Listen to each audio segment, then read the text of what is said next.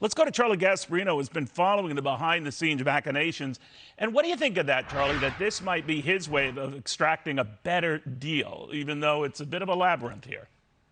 And I've been saying that for a long time. I mean, it's widely known he doesn't want to pay 54.20. Now, you got to try to get a little bit into the mind of Elon Musk here and what he's weighing. First off, this isn't a guy that looks at balance sheets and does deep dives into companies. A lot of this is instinct. The instinct immediately was, I can make this work, this Twitter work, buying Twitter work, and that instinct was hit when his stock in Tesla was at pretty high levels. Okay, since that time, and his timing has been remarkably bad, Tesla shares, that's the currency he's going to use to pay for Twitter, have gone down.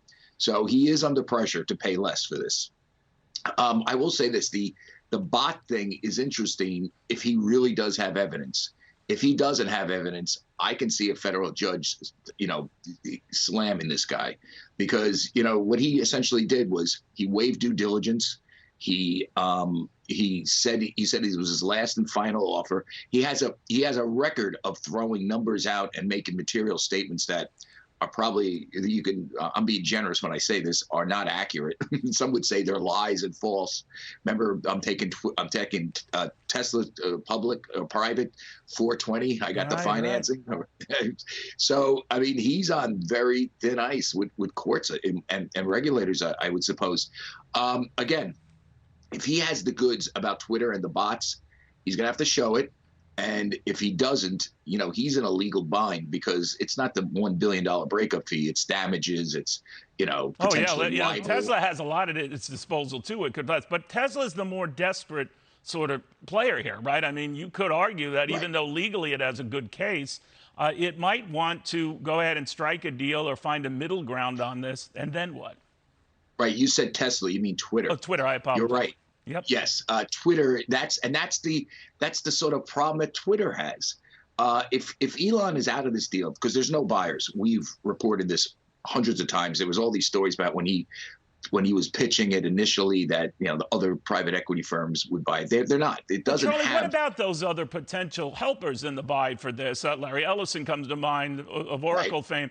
That he was ponying up a lot of dough for this. They've got to be ticked off.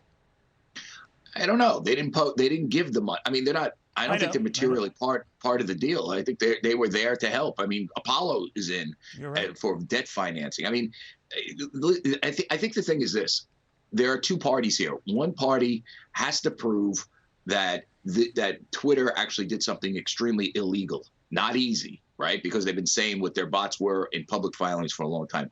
The other party, on the other hand, knows there's no buyers for this, right? So if he doesn't step up, if they don't reach a deal at some place in the middle, maybe a lot lower, the stock could go down to $20 a share. I mean, that is a reality. Well, what changed here then? Charlie, what changed? I'm sorry to jump on you, my friend, but what changed? I mean, is it looking over his shoulder, looking what happened to the currency for this deal, his Tesla stock? He's down, anywhere $60 to $80 billion, depending on whose math you buy, just with the collapse in Tesla shares. They've since rebounded. I think they were up 10% last week.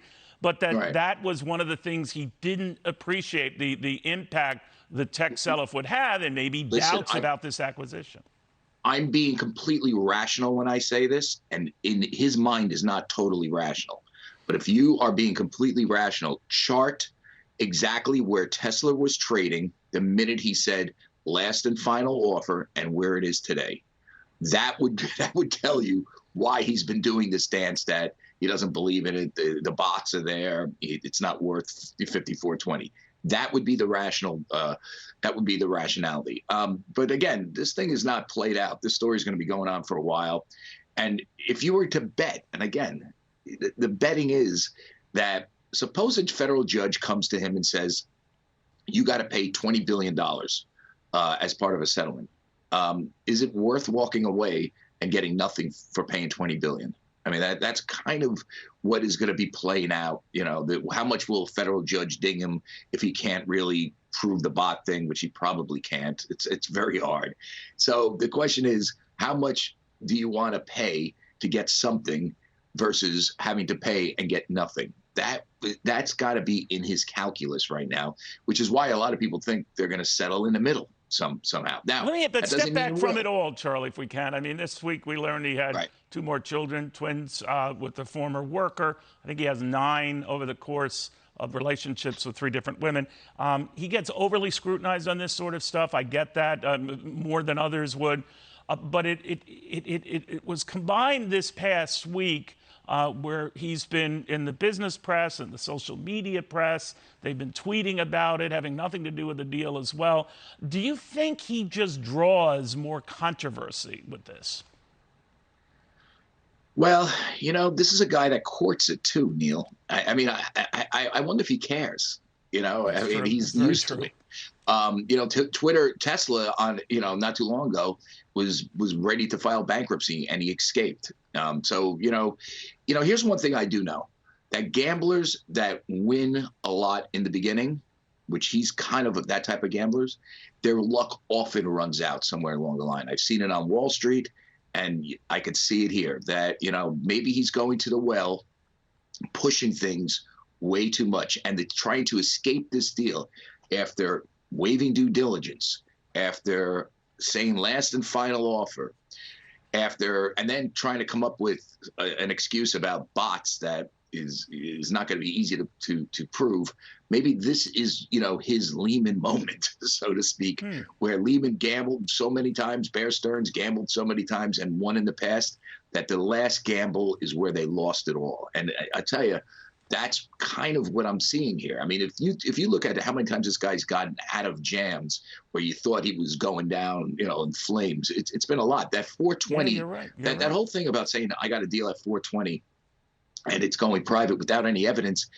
I mean, that's pretty serious stuff. It moved the stock. People made money and lost money. It is not a good thing to keep going back to the well with stuff like this. If he doesn't have evidence of a real bot problem here, Neil, that's going to be an issue for him. Yeah, he might have to pay up. Charlie, thank you very much, Charlie Gasparino. And as Charlie and I could both tell you, of course, he's been counted out so many, many times, and he's become a billionaire and the world's richest man in the process. So there is that. So this drama is not finished.